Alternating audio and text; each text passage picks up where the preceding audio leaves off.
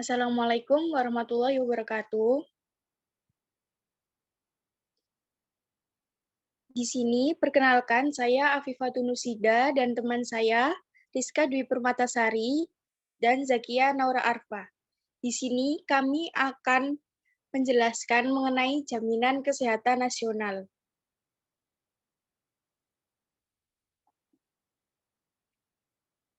Next.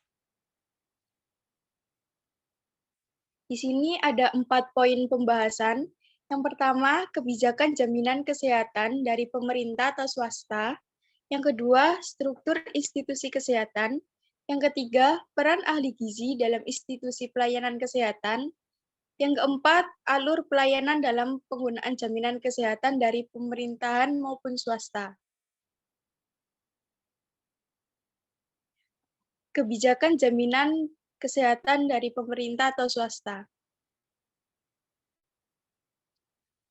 Peserta kesehatan gratis yang miskin dan tidak mampu akan diintegrasikan ke dalam program JKN atau BPJS Kesehatan melalui pencapaian surat keputusan Bupati dan Wali Kota sebagai penerima bantuan iuran atau BPI lokal dan tercantum dalam bentuk database.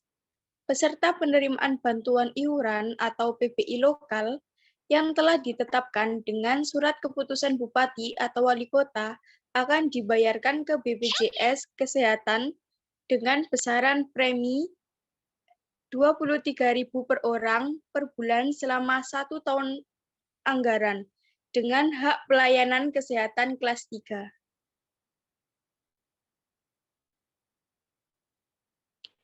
Pemerintah kabupaten atau kota mendorong masyarakat yang tidak terdaftar sebagai peserta penerima bantuan iuran atau PBI lokal untuk mendaftar sebagai peserta BPJS Kesehatan Mandiri. Pemerintah kabupaten atau kota yang belum berintegrasi dengan BPJS Kesehatan, maka seluruh pembiayaan untuk masyarakat miskin dan tidak mampu akan ditanggung sepenuhnya oleh pemerintah kabupaten atau kota. Bagi penduduk yang miskin dan tidak mampu, serta tidak memiliki nomor induk kependudukan atau NIK, agar segera melakukan koordinasi dengan Dinas Kependudukan dan Catatan Sipil Kabupaten atau Kota untuk diterbitkan NIK sebagai syarat untuk menjadi peserta BPJS Kesehatan. Di sini ada struktur institusi kesehatan. Untuk yang pertama, Direktur Utama Profesor Dr. Ali Gufron, Mufti MSc PhD AAK. Yang kedua, ada Direktur Pengawasan Pemeriksaan dan Hubungan Antar Lembaga, yaitu Dr. Mudierno MSI. Yang selanjutnya akan dilanjutkan teman saya. Untuk badan direksi yang ketiga, yaitu ada Bapak Arif Wicaksono Juwono Putro, SEMM, MHum CSA, AAK yang menjabat sebagai Direktur Keuangan dan Investasi. Selanjutnya ada Bapak Dr. Andi Afdal, MBA, AAK yang menjabat sebagai Direktur SDM dan Umum. Yang ketiga ada Ibu Dr. Lili Kresnowati, MKes, yang menjabat sebagai Direktur Jaminan Pelayanan Kesehatan. Selanjutnya ada Bapak Dr. Mahlil Ruby, MKes, yang menjabat sebagai Direktur Perencanaan, Pengembangan, dan Manajemen Risiko.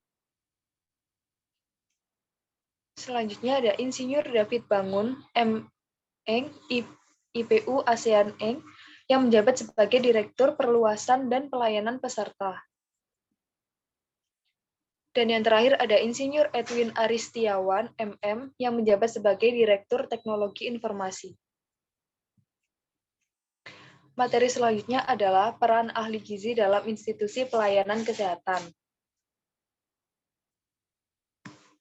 Di sini ada 3 job desk yang dilakukan oleh ahli gizi. Yang pertama ada pelayanan gizi klinik di bagian rawat inap.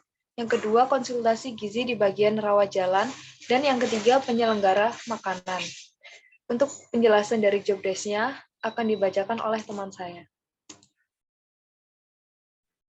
Di sini ahli gizi fokus pada pelayanan asupan gizi terintegrasi atau PAGT yang terdiri dari screening, asesmen, diagnosa, interferensi, monitoring, dan evaluasi.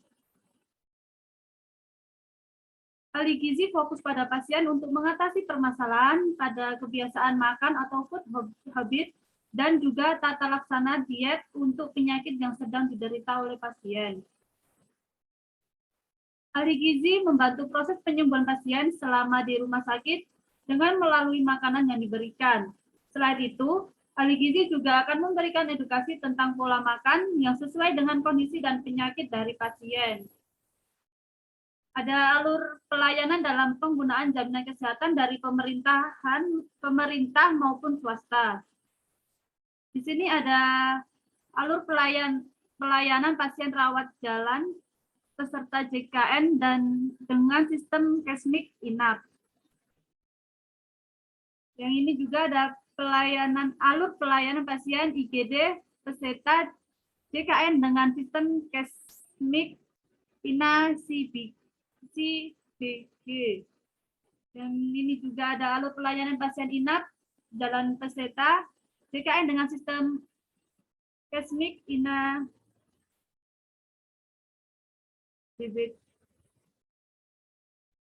DBG juga. Sekian presentasi dari kelompok kami, kurang lebihnya kami mohon maaf.